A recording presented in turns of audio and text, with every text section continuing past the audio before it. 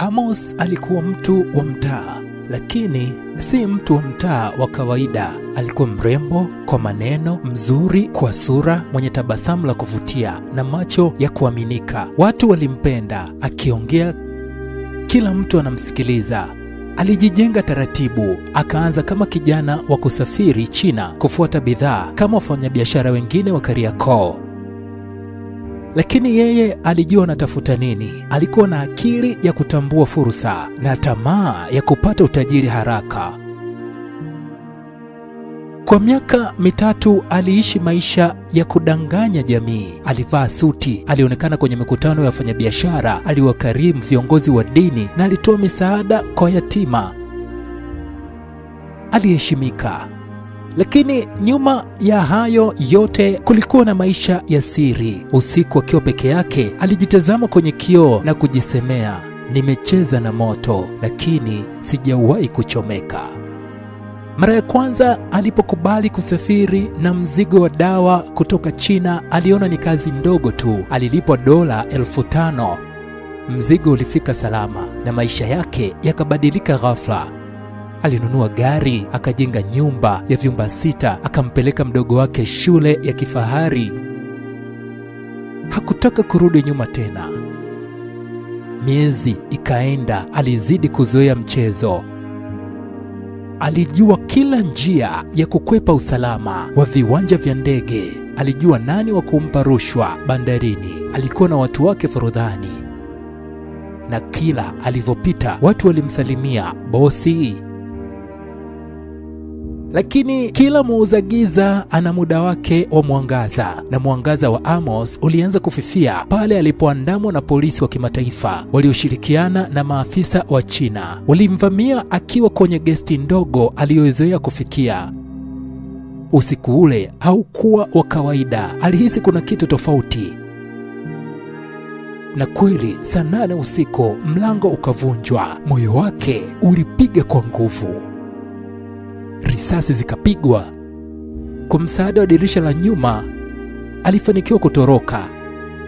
Alijeruhiwa mguu ukavuja damu, lakini aliwahi treni ya asubuhi iliyompeleka mji wa mpakani.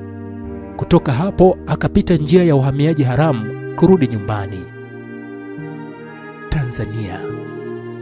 Alipokelewa na familia kwa furaha. Hakuna aliyejua kilichotokea. Aliendelea na maisha, lakini sasa alikuwa na uoga wa mara kwa mara. Polisi waliendelea kumfuatilia, lakini walikosa ushahidi. Amos alibadilika. Hakuwa tena mtu wa kucheka ovyo. Alionekana mwenye mawazo mengi, macho yakiwa mazito. Alijua muda haukuwa upande wake. Ndipo alipopanga kazi ya mwisho, mission ya mwisho kama alivyopenda kuita, safari ya South Africa. Kule soko la madawa liliokuwa kubwa. Aliahidiwa $100,000 kwa mzigo mmoja. Safari hii hakutaka kutumia makontena wala viwanja vikubwa.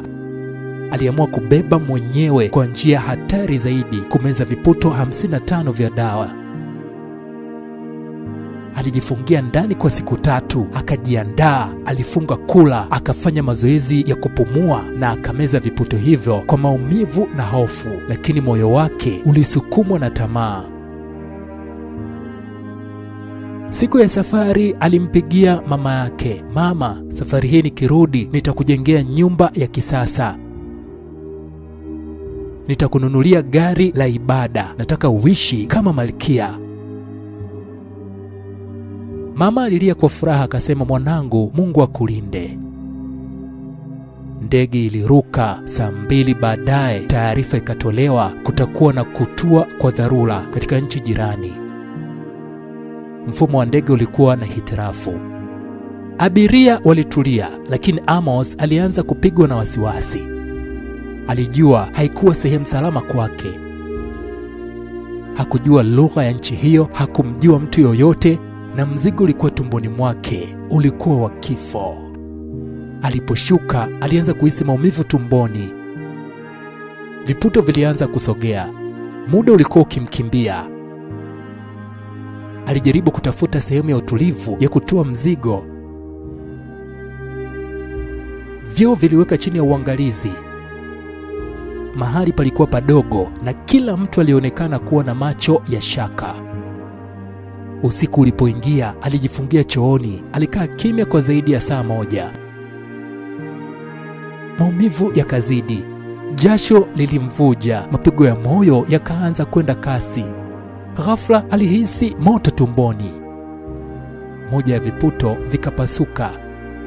Sekunde chache baadaye vingine vikafuata. Damu ilianza kutoka puani. Akajaribu kupiga kelele lakini sauti ikamwishia. Alianguka sakafuni, akatapatapa, macho yake yakatoka machozi ya mwisho. Pumzi yake ya mwisho ilitoka kimya. Na hapo hapo moyo wake ukasimama. Asubuhi yake wafanyakazi wa uwanja walimpata akiwa bado chooni. Mwili wake ulikuwa baridi na harufu ya kemikali ilijaa ndani. Walipomchunguza wakagundua alikuwa msafirishaji wa madawa. Habari zikafika Tanzania. Watu walishangaa. Wengine walikana. Haiwezekani, si Amos huyo. Lakini ukweli haukuepukika. Amos alikufa kifo cha aibu, akiwa mbali na nchi yake, bila mtu wa kumshika mkono, bila dua ya baba wala sauti ya mama. Alikufa kama alivyokuwa akiishi, kimya na kwa siri. Na mwisho wake ukawa fundisho. Maisha yanaweza kuonekana mazuri kwa nje, lakini nyuma ya pazia kuna giza zito. Njia za mkato zinaweza kukupa mali haraka, lakini pia zinaweza kukupelekea kaburini haraka. Amos alitaka utajiri wa haraka. Hii ni Romance and Marriage. Mimi ni Hassani Yusuf. Romance and Marriage.